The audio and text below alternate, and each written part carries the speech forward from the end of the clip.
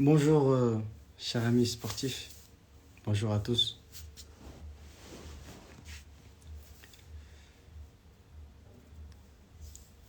Bonjour à tous. Si vous êtes là, bonjour à tout le monde.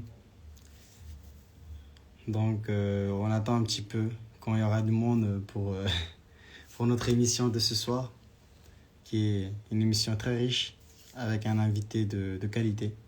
Euh, Ça serait l'entraîneur adjoint de FC Porto, qui, euh, qui n'est d'autre qu'en la personne de Monsieur Siramana Dembélé. Beaucoup d'expérience. Il a Il va nous partager son vécu. Il connaît le football africain, parce que c'est un Africain. Comment il recrute comment il recrute FC Porto, qu'est-ce qui se passe. Il va nous donner aussi son point de vue par rapport au football tchadien. Est-ce que ça s'est bien passé ou pas? Est-ce que on peut espérer quelque chose avec le football tchadien? Donc c'est un peu ça le but aujourd'hui de notre émission. On attend notre invité qui sera là euh, d'ici quelques minutes. Donc, si vous avez des questions à poser, posez-les dans les commentaires ou si on a la chance, s'il nous accorde des minutes, on peut gratter quelques minutes pour vous donner euh, et vous pouvez lui poser votre question à la suite de ça.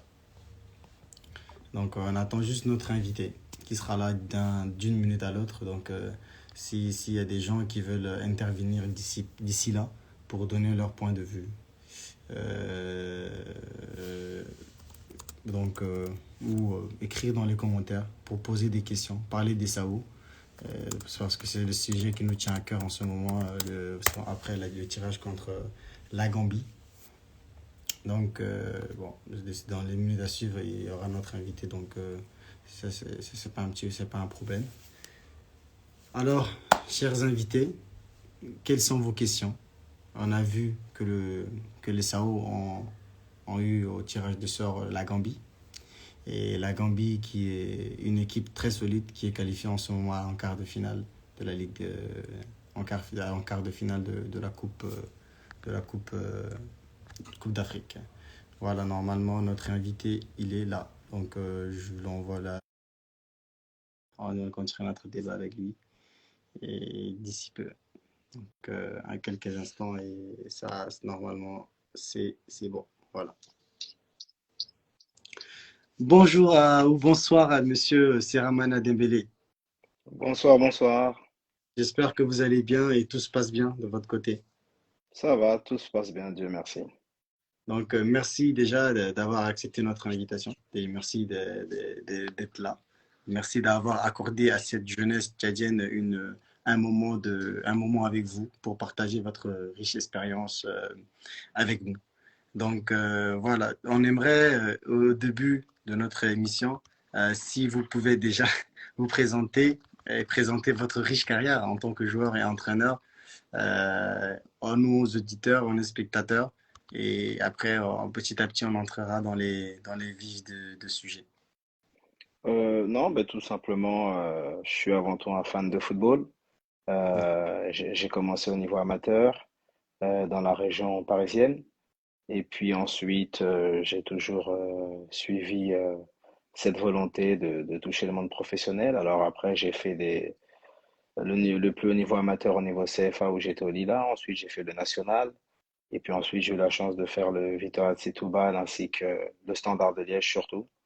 Et donc voilà, et puis j'ai continué sur cette même passion et qui m'a aujourd'hui emmené où je suis en tant qu'entraîneur adjoint du Football Club de Porto.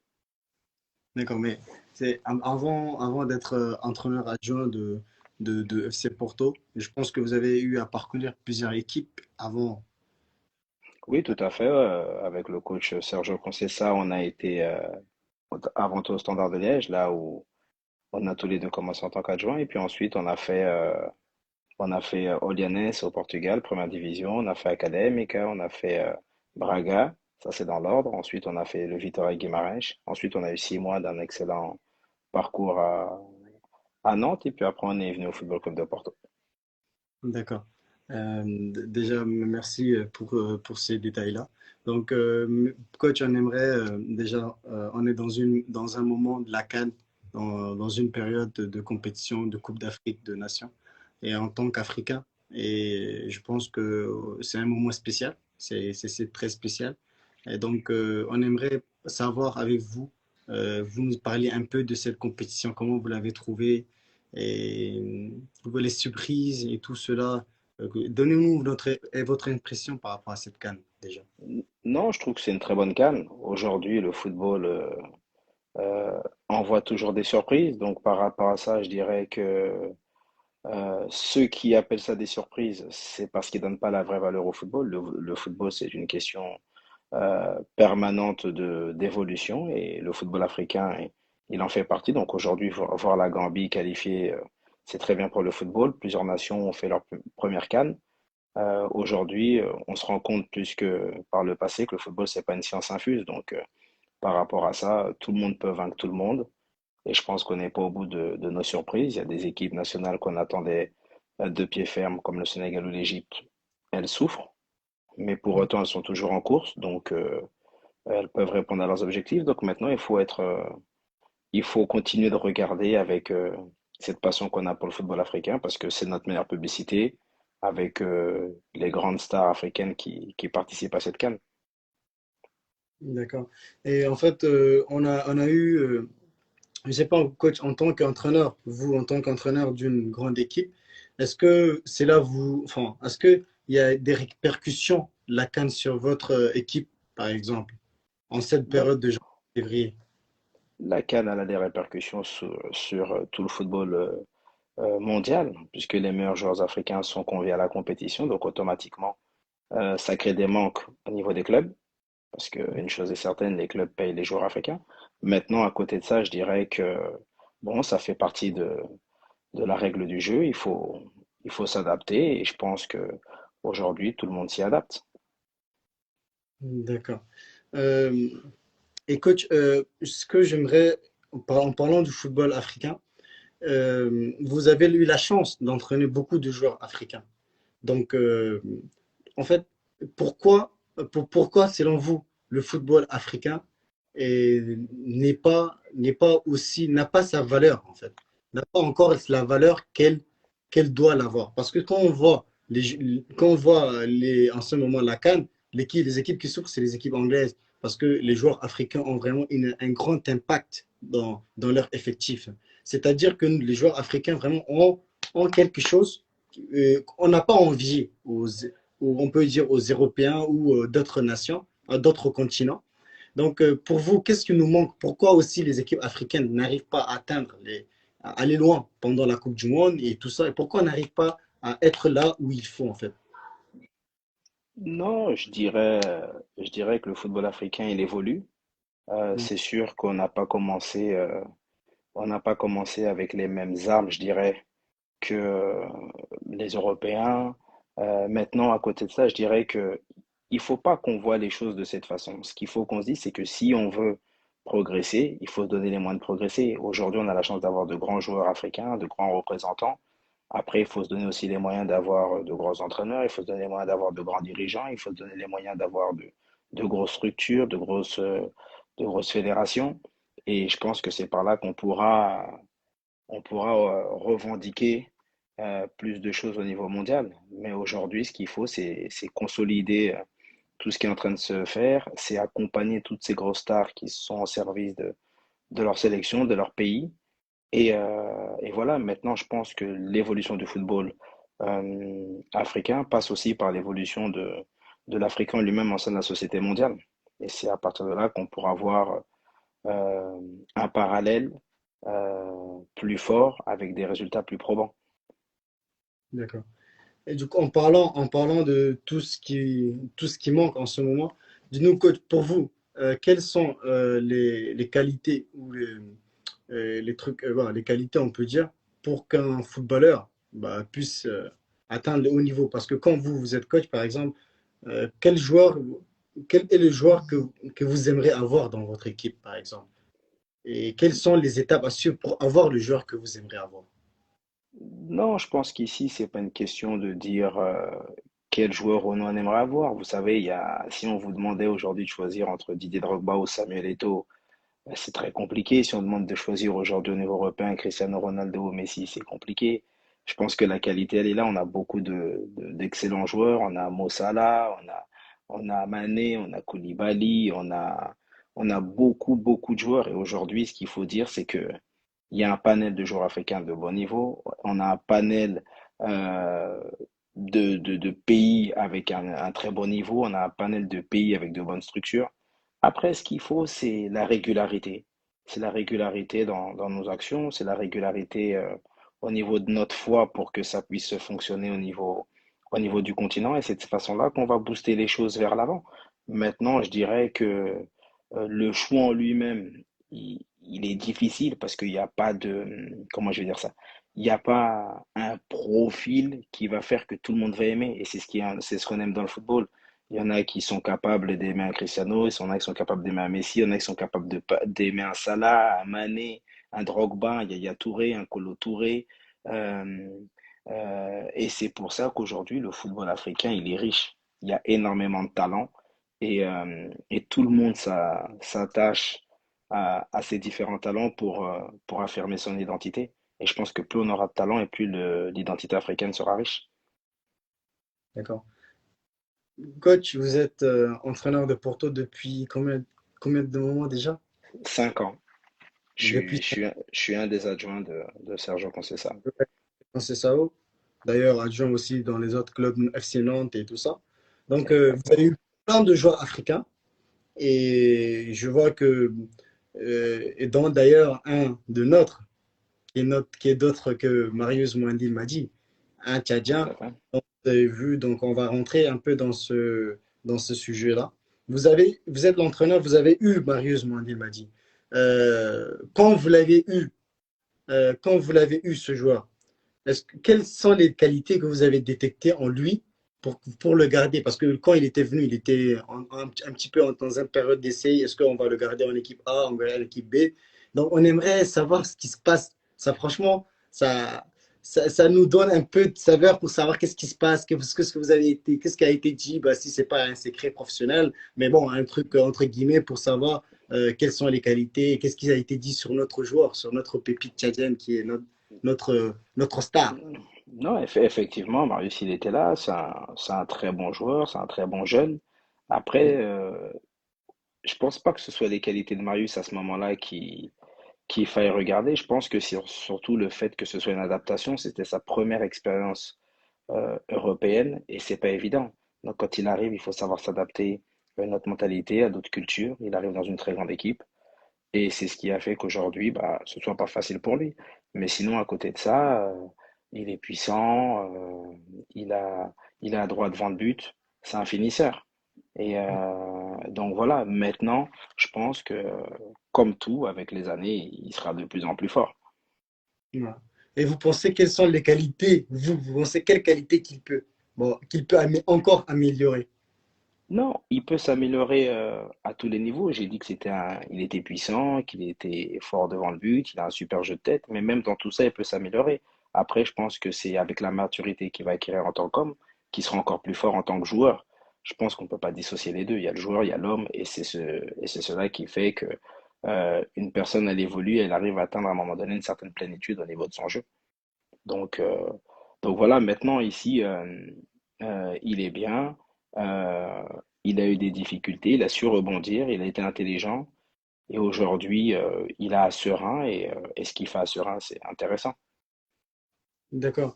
Et en fait moi, si vous pouvez me répondre un petit peu global, mais qu'est-ce qui n'a pas marché avec Marius? Parce que si on passe, parce que Marius, c'était pas une réussite à Porto, si on peut dire. Donc, on peut savoir qu'est-ce qui n'a pas marché. Il a eu, comme vous l'avez dit, un problème d'adaptation. Est-ce que c'est juste ça ou il y a d'autres trucs qui n'ont pas marché Non, avec lui? mais c'est simple, quand il arrive, il a des joueurs qui font partie des meilleurs joueurs africains. Il a Vincent Aboubakar qui est là, il a Moussa Marega qui est là, il a un autre joueur offensif qui était là qui s'appelait Tiquinho Soares.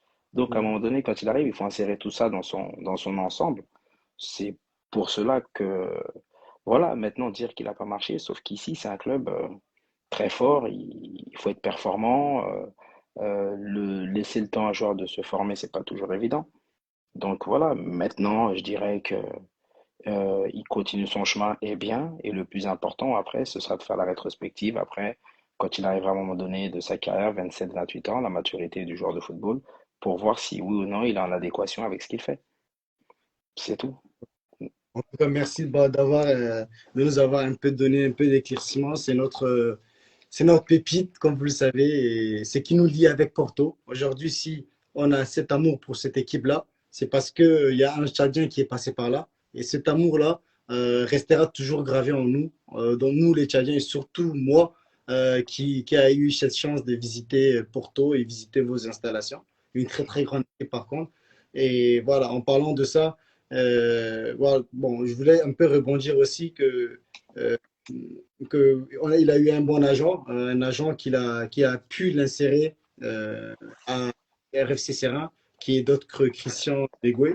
Et d'ailleurs, Ouais. votre agent et votre collègue, votre coéquipier depuis toujours. Donc, voilà, un petit clin d'œil à ça. Et on aimerait que peut-être que cette ouverture-là avec Marius nous permettra aussi de dénicher d'autres joueurs que les agents puissent s'intéresser et voir que voilà, au chat, il y a des joueurs, il y a des talents. Venez voir, venez regarder tout ce qui se passe au chat. Donc, et en parlant de chat, forcément, j'aimerais, coach, je sais pas, est-ce que vous suivez un peu ce qui se passe au chat? Ben, on va dire que par rapport à mes racines africaines, de loin je suis. J'ai appris qu'ils avaient été suspendus. Ensuite, j'ai appris que de nouveau ils avaient été réintégrés, qu'ils allaient jouer de nouveau les préliminaires face à la Gambie. Ensuite, il y a un des joueurs que ma famille a beaucoup aimé qui s'appelait Jafet Ndoram, qui était, je dirais, un bel ambassadeur du football tchadien à l'époque, quand il était au Football Club de Nantes et à Monaco. Donc voilà, maintenant aujourd'hui, je sais qu'ils vont devoir jouer contre la Gambie, qui est l'une des surprises de la CAN. Mais bon, de la même façon que la Gambie est la surprise, tout est possible dans le football. Donc voilà. En fait, si j'ai une question à vous poser, coach, euh, la Gambie est en quart de finale de la CAN. Ils font une prestation de ouf. Voilà, j'ai vu leur match. Franchement, c'est vraiment le niveau, il est vraiment là. C'est une équipe ça fait 4 ans, qui travaille avec leur entraîneur anglais, je pense. Et quand vous voyez l'état du football tchadien, ça fait 1 an et demi qu'il n'y a plus de championnat. Et même avant, quand il y avait le championnat, c'était un championnat handicapé. C'est pas un championnat en tant que tel, un championnat qui n'a pas de niveau, on peut dire. Donc, et là, on vient le 21 janvier, on vient d'être tiré au sort contre la Gambie. Le staff technique n'est pas encore mis sur place. Bon, ça va être mis cette semaine. Ah, il nous reste 1 mois et demi, coach. Quels sont pour vous les éléments qui peuvent nous aider à être en forme ou les éléments qui peuvent nous aider à gagner ou les éléments qui peuvent nous aider à relever, à faire le miracle? Non, dans un premier temps, je dirais c'est la volonté de représenter sa patrie. À partir de là, tout le monde va devoir mettre ses forces euh, avec celles de son voisin pour s'unir au maximum. Après, maintenant, comme je l'ai dit tout à l'heure, c'est une question de construction. Il va falloir poser les fondations. Aujourd'hui, je ne sais pas euh, à quel point on est déjà la restructuration au niveau du football tchadien. Il va falloir que les gens en place mettent en place leur stratégie pour définir les choses. Mais je pense aujourd'hui que il faut y aller avec beaucoup d'envie, beaucoup d'insouciance et croire que le miracle soit possible. Et à partir de là, tout le monde va lutter avec la plus grande force. Vous pensez que la qualification est possible? À partir du moment où deux adversaires s'affrontent sur un terrain, il y a trois résultats possibles. Il y a la victoire, il y a le match nul, il y a la défaite. Donc à partir de ce moment-là, tout est possible. D'accord. C'est que Mais beaucoup d'exploits ont lieu dans le football et que personne ne pouvait attendre. certes, je voulais aussi vous demander sur l'aspect tactique et physique. Comme vous êtes un entraîneur, vous pouvez nous en parler. Est-ce que en 1 mois, et le championnat va commencer le 13 février, c'est une équation à résoudre. Le 13 février, le championnat va commencer au Tchad. Euh, et les joueurs peut-être vont se regrouper, je ne sais pas quand. Le match, c'est en mars. Est-ce que vous pensez que physiquement, c'est possible d'être en forme et préparer un match en moins de un mois et demi et aussi de mettre l'aspect tactique Mais si où je il me trompe faut... pas, si je me trompe pas, vous avez des joueurs qui évoluent en Europe. Donc à partir de ce moment-là, vous avez des Tchadiens qui évoluent en Europe, il y a des binationaux qui évoluent en Europe. Donc après, ce sera au sélectionneur de faire ses choix, d'appeler les joueurs, que les joueurs acceptent de venir, soient disponibles pour ce challenge. Donc c'est pour ça que je pense qu'aujourd'hui, le plus important, la matière première pour ce genre de situation, ce sont les joueurs. Il y a des joueurs de football. À partir du moment où il y a des joueurs de football, les choses sont réalisables. Il y a des entraîneurs aussi disponibles. Donc, je pense qu'il y a possibilité de créer les structures pour que ça puisse bien se passer. Après, tout ce qui répond aux questions techniques, tactiques, physiques, psychologiques, après ce sera fait au moment où les gens seront choisis. Et à ce moment-là, ce sera plus simple pour avancer. En fait, et si j'aimerais être plus clair, physiquement, en un mois et demi, on peut préparer un tel match, les éliminaires, les préliminaires, Non, physiquement. mais vous dites à un mois et demi, mais c'est à un mois et demi en fonction de la reprise du football tchadien. Mais Le il 13. y a mais vous avez des joueurs qui évoluent en Europe. Donc ces joueurs qui évoluent en Europe, ils sont en activité. Ouais, Donc en étant en activité, ils seront disponibles pour jouer. ouais. Donc là-dessus, c'est ce que je dis. Aujourd'hui, cette matière première du football, ce sont les joueurs et vous avez des joueurs qui évoluent. Donc je pense pas que ce soit aujourd'hui le plus compliqué. Mais par rapport à la cohésion du groupe, ça fait un an et demi. Non, Avec la volonté, oui, mais c'est ce que je dis, avec la volonté de faire les choses, avec le patriotisme que tout un chacun va devoir amener, il va falloir essayer de réduire au maximum ce manque, mais ça n'empêche que cela puisse être réalisable. Maintenant, il faut y croire. La base, c'est y croire. d'accord. Donc, bon, merci déjà, merci pour ces, pour cet espoir que vous nous donnez parce que depuis quelques temps, l'espoir vient, repart, revient, repart. Les Tchadiens ont un peu peur et c'est tout à fait normal parce que ça fait des années on n'a pas joué, on n'a pas joué au foot. Et là, on repart. La chance n'a pas été de notre côté parce que on pouvait très bien tirer d'autres équipes, mais bon, après, ça n'a pas eu Non? lieu. Ça n'a pas eu lieu. Donc, voilà, j'aimerais aussi vous demander quels sont vos avis par rapport. Est-ce que vous avez déjà vu le match de la Gambie? Non, j'ai pas réussi à voir un match de la Gambie, j'ai vu des extraits. Mais je pense que ce sont deux choses différentes. Là, on voit la Gambie dans une compétition. Quand la Gambie va jouer contre le Tchad, ça va être sur deux matchs. Si je me trompe pas, c'est courant du mois de mars, c'est les dates internationales FIFA. Donc, par rapport à ça, ce seront des moments différents. Là, je pense que la Gambie vit un moment magnifique avec cette qualification pour la CAN, cette qualification pour les quarts de finale. Donc voilà, donc on a une Gambie aujourd'hui qui est euphorique et qui le mérite parce que euh, c'est beau ce qu'ils font. Maintenant, après, quand ils vont jouer deux matchs, ce sera un autre contexte. Il y a du danger. Il faut comprendre que le football requiert beaucoup d'humilité euh, pour comprendre que euh, lors d'un match de foot, tout le monde peut gagner comme tout le monde peut perdre. À partir de ce moment-là, il faut être méfiant, il faut être craintif. Et de l'autre côté, pour le Tchad, il faut être ambitieux, il faut être confiant. Donc, on verra après par la suite. En fait, dans les commentaires, les gens disent dans les commentaires que la Gambie sortira d'une CAN très en forme. Est-ce que ça va pas,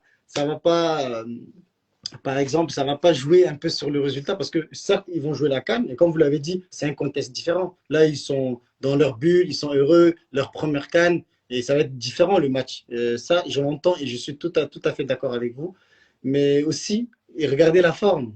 La forme. En fait, on est juste dans la précaution. Est-ce que la forme ne va pas aussi jouer? Ils viennent de sortir de la CAN, ils sont en jambes, la cohésion est toujours là, à un mois de la CAN, quoi. Je pense, moi, Non, je comprends tout ça. Je dirais que la Gambie, après la CAN, elle va ressortir avec beaucoup plus de certitude par Hmm. rapport à son effectif, à ses joueurs, à ce qui s'est passé, sans aucun doute. Alors que le Tchad, en ce moment, n'a pas de certitude par rapport à son renouveau. Ça, je peux comprendre. Maintenant, un football, c'est 90 minutes. C'est 2 fois 90 minutes. Donc, par rapport à ça, beaucoup de choses sont, et je le répète, sont possibles. Maintenant, il va falloir que les gens du côté du Tchad y croient, aussi bien les supporters, aussi bien les gens qui vont devoir être choisis pour jouer, les gens qui vont devoir être accompagnés, et ça va être un tout. Donc, par rapport à ça, je dirais que tout est possible. Ça va être dur, mais c'est possible. Et à partir du moment où il y a 1% de chance, il faut jouer ce pourcent de chance à fond. Franchement, on la jouera à fond. Et beaucoup comme vous savez, nous au Tchad, on a un esprit de soldat. On est des soldats. Et D'accord, comme on peut dire, c'est moral. Et je vous donne juste un petit exemple. Il y a l'équipe Gazelle FC en 2009. Ils étaient champions du Tchad. Et il y avait Bayelsa United qui ont joué la demi-finale de la Coupe de la Confédération, genre l'Europa League en Afrique, quoi. Donc, d'accord. c'était en demi-finale. Et en 2010, on a joué les préliminaires avec eux. Eux, ils étaient demi-finalistes de la Coupe de la Confédération. Nous, c'est une équipe qui vient de jouer sa première Champions League, première préliminaire de la Champions League. Eux, ils sont venus, ils étaient tellement confiants. On les a battus 1-0 chez nous. Et le match retour, on a fait 2-2 et on les a éliminés. La Donc, FIFA, il faut prendre cet exemple-là. ouais, Vous avez des exemples en interne. Il faut les prendre, il faut faire le maximum pour les suivre. hein, la FIFA nous a écrit une lettre de félicitations pour dire waouh, quoi. Vraiment, et Bayelsa United était demi-finaliste et vous les avez battus. Et c'était la première fois que une équipe africaine rentre en deuxième tour de la Ligue préliminaire de la Ligue des Champions contre Almerer, dont le Gazelle a perdu. C'était juste un petit exemple que j'aimerais aussi voilà, donner. Donc, moi, par rapport à ça, par rapport à toutes les questions que je voulais vous poser par rapport au chat et aux autres, ça a été fait. Donc, je voulais juste demander si il y a des gens qui aimeraient vraiment poser des questions, si vous nous permettez, coach, si vous Bien donnez un sûr. peu, s'il y a des gens qui aimeraient venir nous poser des questions, on va prendre deux, trois personnes. On va essayer de voir s'ils ont des questions à vous poser. Parce que moi, franchement, c'était plus ça, c'était plus avoir euh, votre idée tactique et technique en tant qu'entraîneur, en tant qu'expérimenté par rapport à notre match qui me tient à cœur. D'ailleurs, regardez, coach, j'ai votre maillot, hein, Très bien, très bien. Il faut le porter Ouais, dignement. ouais. Duralex, bonsoir, Duralex. Bonsoir, Romain. Voilà, on est avec notre coach, l'entraîneur adjoint de FC Porto, Monsieur Serramania Dembélé. J'espère que tu as suivi l'émission. Donc, si tu as des questions à lui poser, à part les questions que tu as déjà posées, quoi. D'accord, bonsoir, coach. Bonsoir, bonsoir. Comment vous allez? J'espère que vous vous portez bien. Je vais bien. Vous êtes tchadien aussi? Ouais, je suis tchadien, ouais. Donc vous êtes fier par rapport à ce qui va se produire face à la Gambie? Espérons, même si on est un peu sceptique, on espère que voilà, on pourra gagner la Gambie et qu'on pourra passer et rentrer dans les poules, on espère. Même si c'est Ouais. difficile. Difficile, c'est une chose, mais la fierté, elle doit être là. Ouais, là, on est fier, peu importe, voilà, c'est le pays, c'est la nation, donc on est fier pour ça, donc, et je suis en survêt du Tchad, donc, voilà, on est fier de cela. Très bien, c'est bien. Ok. Moi, j'aurais peut-être deux à trois questions. C'est concernant votre vision pour le football africain et en, en termes de joueurs et en termes d'entraîneurs. Parce qu'aujourd'hui, on a l'impression que dans les clubs européens, il n'y a pas un Africain. Je parle pas de noir, mais je parle d'Africain, genre qui a une casquette d'Africain et qui gère une équipe, un club, un club européen. Et je me demande, c'est quoi le problème? Vous, vous êtes entraîneur adjoint du FC Porto, ça fait 5 ans, vous l'avez dit. Est-ce que vous ne vous sentez pas capable un jour de prendre les rênes du FC Porto? Bah, ça, c'est une. Dans votre question, il y a plusieurs questions. Moi, je suis dans un premier temps un des adjoints de Monsieur Sergio Conceição à Porto. Et aujourd'hui, je me complais dans cette mission. Donc aujourd'hui, j'ai même pas de projection à ce sujet-là parce que j'aime ce que je fais. Maintenant, pour ce qui est de votre question concernant euh, les entraîneurs africains aujourd'hui dans le football mondial, après, tout est une question de volonté. Certainement, certains veulent. C'est vrai que c'est un long processus, les cours sont longs pour obtenir les diplômes. Après, je suis persuadé aujourd'hui que avec le temps, comme pour tout, les choses vont se bousculer. Le football, c'est le reflet de la société. Petit à petit, il y a des choses qui ont changé. Si on nous avait dit il y a un siècle en arrière qu'un Barack Obama pouvait être président des États-Unis, personne n'y aurait cru. Ce sont des choses qui évoluent. Si on nous avait dit aujourd'hui qu'une femme pourrait gérer un pays, personne n'y aurait cru.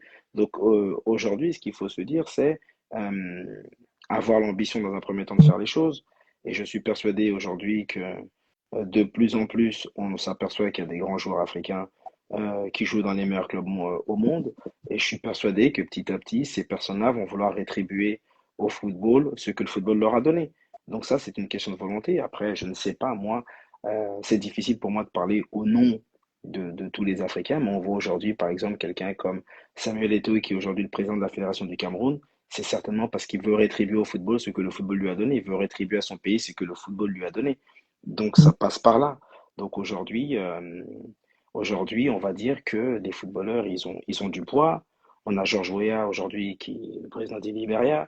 Il apporte aussi euh, toute la richesse de sa carrière au niveau de son pays. Et voilà, la chose la plus importante, c'est une question de volonté. Et ensuite, c'est la persévérance. La persévérance, la persévérance, la persévérance. Donc, c'est une très belle question. C'est un sujet super important. Beaucoup en parlent. Mais tout part de la volonté, tout part de cette persévérance pour surmonter les différentes difficultés. D'accord. Merci. Toujours sur la même lancée.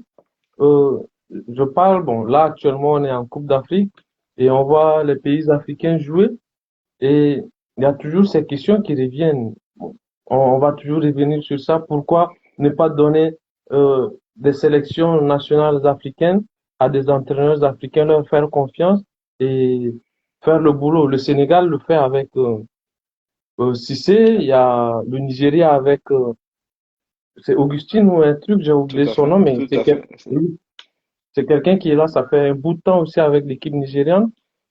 Pourquoi on a tendance toujours à vouloir voir le mieux avec les Occidentaux, les Européens? Par exemple, vous, si on vous proposait une sélection africaine, est-ce que vous serez prêt à vous lancer dans ce challenge ou pas? Ou bien vous préférez être dans une zone de confort avec le FC Porto et Ben, voilà, avec tout ce qu'il je, y a à côté? je peux vous garantir que être au Football Club de Porto, c'est pas une zone de confort. Il y a une pression quotidienne qui est terrible. Oui. C'est un club. Non, je comprends votre question. C'est une très belle question avec un paradoxe dans le sens où euh, être entraîneur, être dans le milieu du football, c'est très compliqué de parler de zone de confort. Quel que soit l'entraîneur, quel qu'il soit, on n'a pas de zone de confort. Vous savez pourquoi? Parce qu'on est jugé sur les résultats. Et personne n'a de garantie sur les résultats. Je pense qu'après, ce qui va faire la différence, surtout, c'est le choix des hommes par ceux qui dirigent. Donc ici, c'est une question euh, qui, qui doit être posée aux décideurs. Moi, je ne suis qu'un petit intervenant avec la chance d'avoir un entraîneur principal qui me fasse confiance. Donc voilà, maintenant, ici, euh, choisir entre, entre une position confortable à Porto, d'après vos termes, ou choisir une position en tant que sélectionneur euh, sur le continent africain, les deux, ce sont des positions avec beaucoup de prestige, avec beaucoup d'honneur, mais avec beaucoup de pression. Je pense que les choses, elles se font avec le temps. Euh, et forcément, bah, comme je l'ai dit, moi j'aime beaucoup ce que je fais, j'aime beaucoup mon coach, je suis bien à Porto.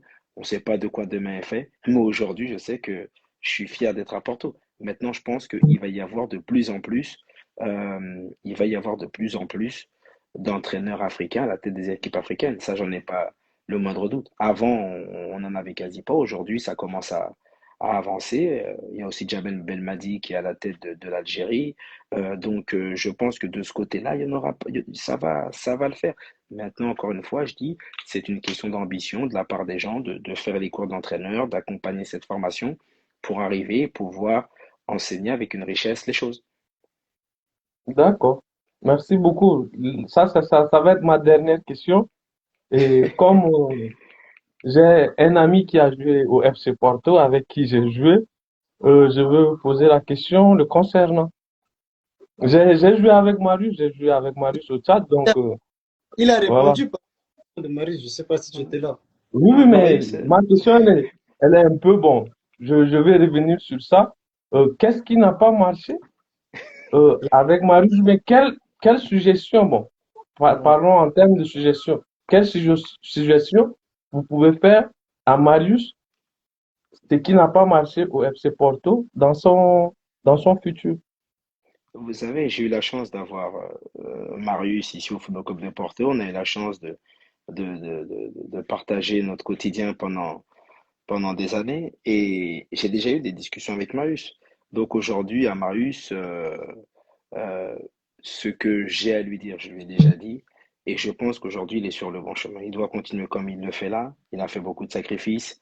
Après différentes expériences au Portugal, il s'est relancé en Belgique dans un premier temps tout seul, etc., pour se mettre sur le bon chemin. Aujourd'hui, il a un serein et je pense que c'est comme ça qu'il doit continuer en mettant la même volonté au quotidien et toujours se rappeler ce pourquoi il est ici. Il est ici pour jouer au football, pour représenter son pays, pour représenter un continent, et c'est ce qu'il doit faire dans son quotidien.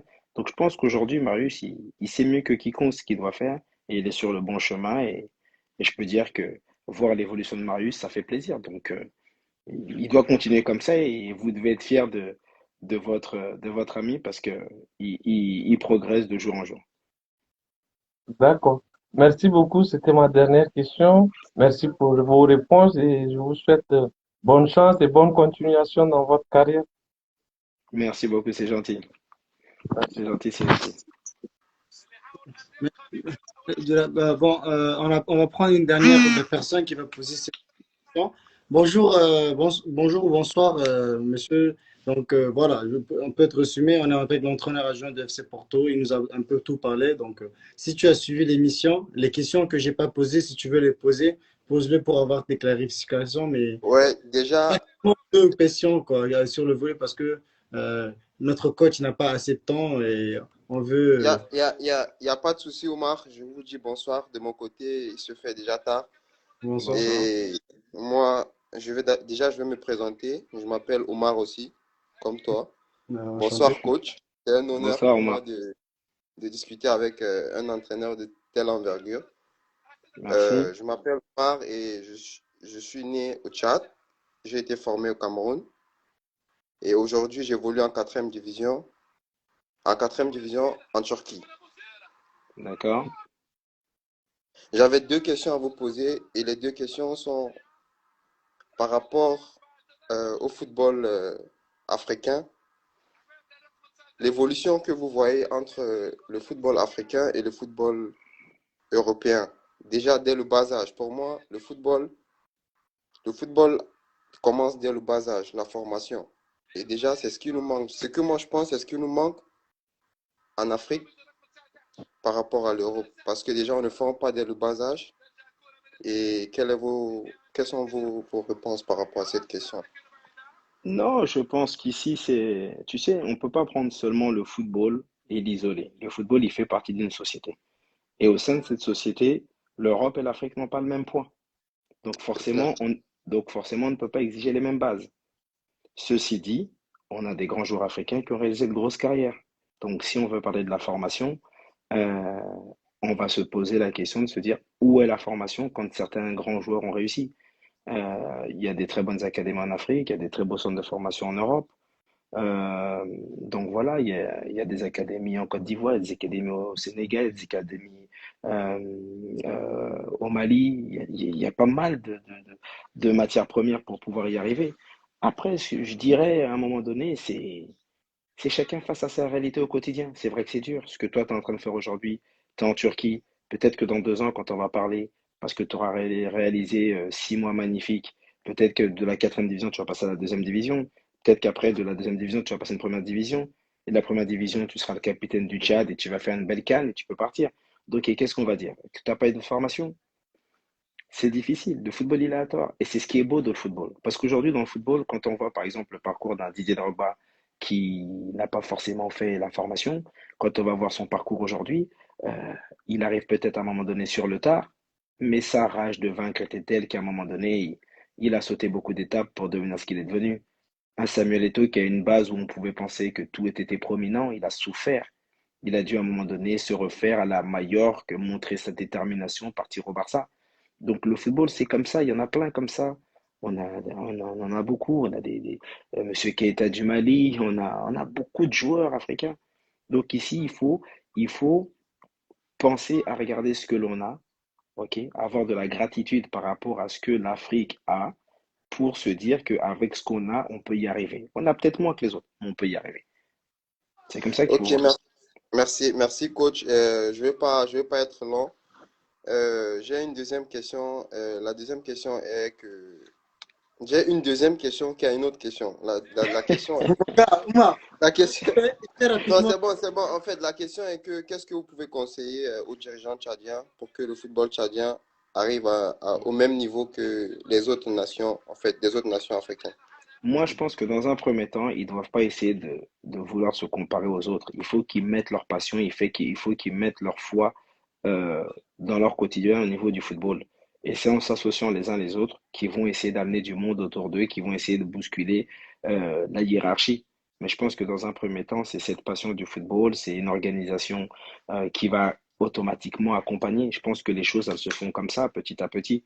Donc, il y a eu un point de départ pour tout le monde. Aujourd'hui, c'est le renouveau du Tchad, et aujourd'hui, il faut croire que ce soit possible. Il faut que ce soit des gens comme toi euh, qui soient aujourd'hui dans d'autres clubs, qui veulent accompagner ce renouveau en acceptant de vouloir évoluer pour l'équipe nationale. Et ensemble, en vous associant, vous allez chacun apporter une plus-value à l'équipe, à votre pays, à la fédération. Et c'est comme ça que l'on apprend. Maintenant, C'est clair. je pense que, parce que si on me pose la question, euh, un Japhet Endoram, on a peut-être des nations africaines qui n'ont pas connu un grand talent comme comme Monsieur Japhet Endoram. Ouais, Et, c'est clair. et donc, par rapport à ça, il faut croire en vous et ça va aller. Ok, d'accord. Merci, coach, d'avoir répondu à mes questions. C'est un honneur pour moi. Ça va rester gravé là. Je suis très content. Merci, Omar, pour l'initiative que tu fais pour le football tchadien et peut-être un jour on va porter le maillot du Tchad aussi. Inch'Allah, bah, j'espère. Merci Ok, beaucoup, toi, Omar, et Inch'Allah, à la ok. prochaine. Ok, bonne soirée à vous. Bonne soirée, coach. Bonne Allez, soirée. bonne soirée à toi. Ouais, coach, Ouma, merci pour l'invitation, c'est gentil. non, en fait, on est à la fin de. J'aimerais juste vous poser une dernière question ou quelques questions qui sera gravées dans ma tête. Vous avez eu beaucoup de joueurs africains que vous avez entraînés. Pour vous, qui a été le meilleur? S'il vous plaît, coach. Non, Soyez direct.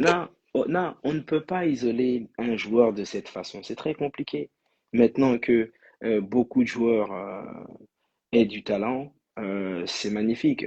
Comment vous voulez que je choisisse entre Vincent Aboubakar, Brahimi, Marega, Chancel Bemba, Mamadou Loum? Parce qu'il y a tous des bons joueurs, ils ont tous eu leur talent. Donc ici, non, il y a du talent, il y a du talent, il y a du talent. Donc, c'est un privilège, hein. Je suis africain, ma famille est africaine. Ils étaient tous contents d'avoir Aboubakar, Brahimi, Marega, Bemba, surtout à Porto, qui sont les plus grands. Donc non, c'est difficile de choisir. Coach, merci, coach. Et si on vous invite un jour au Tchad de venir voir nos talents, j'espère que vous allez venir, hein. Franchement, Oh, écoute, hein, pour le football, j'aime le football, je suis un passionné du football, donc je vais voir le football dans ma ville de Villers-le-Bel avec plaisir. Je vais voir les matchs dans les divisions inférieures. Ce sera avec plaisir.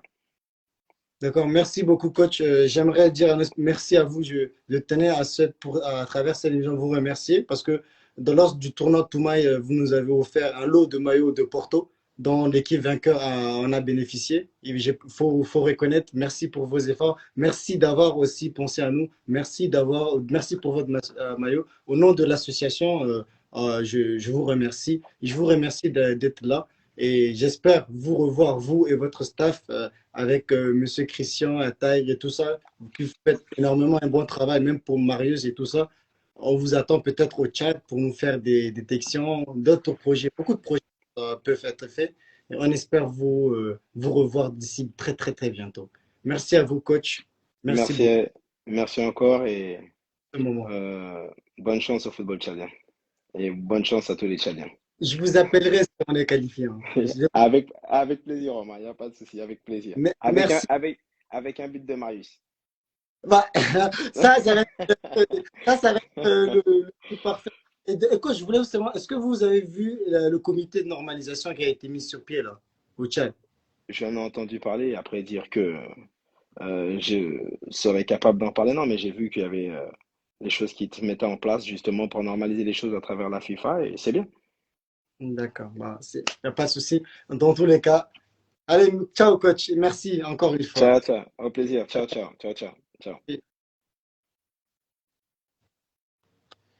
Voilà, c'était Monsieur Sermana Dembélé qui a été avec nous, l'entraîneur adjoint de Porto. C'était un moment très riche. Merci d'avoir, franchement, voilà, il nous a donné espoir. Il m'a donné espoir. Je ne sais pas que ce que vous en pensez, mais moi j'ai espoir, j'ai le sourire. Et comme il l'a dit dans le football, quand on rentre dans un match, il n'y a que trois scores, trois résultats possibles plutôt. Match nul, victoire ou défaite. Soit donc nous, on espère être dans les deux nuls ou deux victoires lors de notre premier match. Donc tout est possible, tout est possible. Croyons en nous, donnez de la force à nos joueurs. Que la Gambie parte loin parce que la prochaine CAN, ils ne vont pas la jouer. Qu'ils mettent ça dans leur tête. Ils ne vont pas la jouer la prochaine CAN. On va les battre, Inch'Allah. Et on appelle aux gens qui gèrent le football de mettre tout en œuvre pour nos joueurs. C'est très, très, très, très important. Merci à vous. Je pense qu'on a fait beaucoup d'émissions ces derniers mois. On va attendre un petit peu. S'il y a des trucs qui bougent, on va vous revenir. Restez à l'affût. Merci d'avoir suivi AJBFT. Merci à vous.